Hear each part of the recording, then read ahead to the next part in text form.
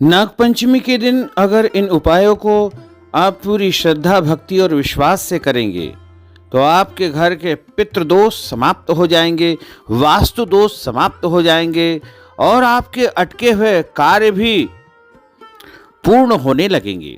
तथा आपको यदि नौकरी नहीं मिल पा रही है, सरकारी नौकरी या प्राइवेट नौकरी या कोई सी भी आपको नौकरी प्राप्त करने में परेशानी उत्पन्न हो रही है, तो वो परेशानी भी आपकी दूर हो जाएगी। तो इन उपायों में सबसे पहला उपाय है, आप शिवालय में, शिव मंदिर में जाकर के शिवलिंग के ऊपर धतूरा चढ़ाएं तथा भगवान शंकर जी का और नाग देवता का ध्यान करते हुए अपने मन की जो भी इच्छा है, मनोकामना है, भगवान के सामने प्रकट कर दीजिएगा। आप निश्चय मानिएगा कि जल्द ही आपकी मनोकामना पूर्ण हो जाएगी। दूसरा उपाय है, आप शिव मंदिर में एक लोटे में जल, दूध और काले तिल डाल करके शिवलिंग के ऊपर आपको चढ़ाना चाहिए। ऐसा करने से आपके जो भी पितृ या मृतक परिजन होंगे, जिनकी आत्मा भटक रही होगी, उनको परम शांति प्राप्त होगी, यानी उनका मोक्ष हो जाएगा और आपके घर परिवार के पितृदोष समाप्त हो जाएंगे। और अगला उपाय है, आस्तिक ऋषि का नाम लेकर के आप यदि शिवलिंग पर शमी पत्र चढ़ा देंगे तो आपके जो भी रुके हुए कार्य होंगे वह पूर्ण हो जाएंगे तथा आपके घर में अपार धन संपत्ति, वैभव, लक्ष्मी की प्राप्ति होगी।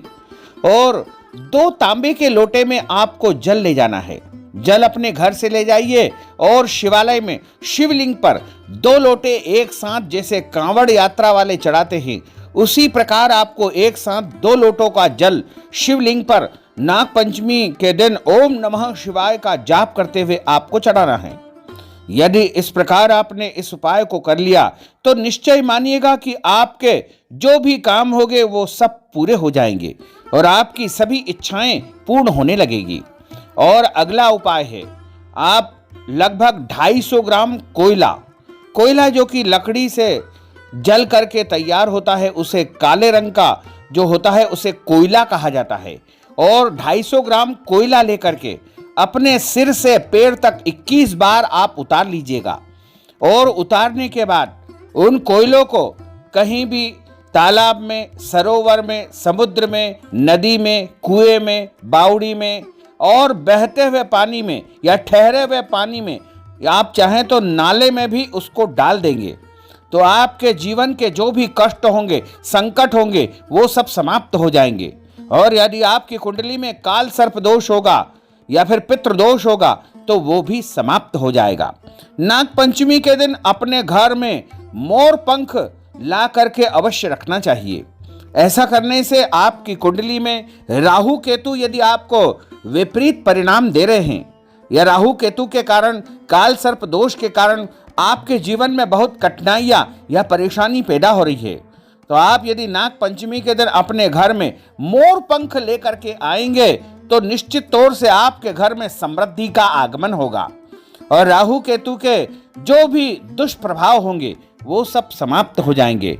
नाग पंचमी के दिन हम अपने घर की अच्छी प्रकार से साफ सफाई करें और पोछे के रूप में, यानी जब हम पोछा लगाएं तो उस पानी में थोड़ा सा नमक डाल ले, सफ़ेद नमक डाल ले, या फिर फिटकड़ी आप उस पानी में डाल दीजिएगा। फिटकड़ी जो कि किराने की दुकान पर मिलती है, या तो नमक डाल ले या फिटकड़ी डाल ले, या फिर ये दोनों ही नहीं मिलते हैं तो आप गोमूत्र, जो कि गौ माता के माध्यम से गोमूत्र हमें प्राप्त होता है, गोमूत्र डालकर भी यदि आप अपने घर में नाग पंचमी के दिन पोछा लगाएंगे तो निश्चित मानिएगा कि हमारे घर की पूरी दरिद्रता, गरीबी जड़ से नष्ट हो जाएगी। इसमें कोई संशय नहीं है।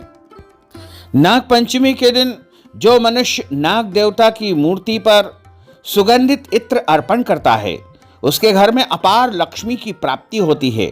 और जो मनुष्य नाग पंचमी के दिन नाग देवता की मूर्ति का दान किसी भी शिव मंदिर में करता है, शिवालय में करता है, तो उसकी कुंडली के सारे दोष समाप्त हो जाते हैं। तथा नाग देवता के ऊपर गुलाब जल अर्पण करने से अष्ट सिद्धि, 9 निधि की प्राप्ति होती है।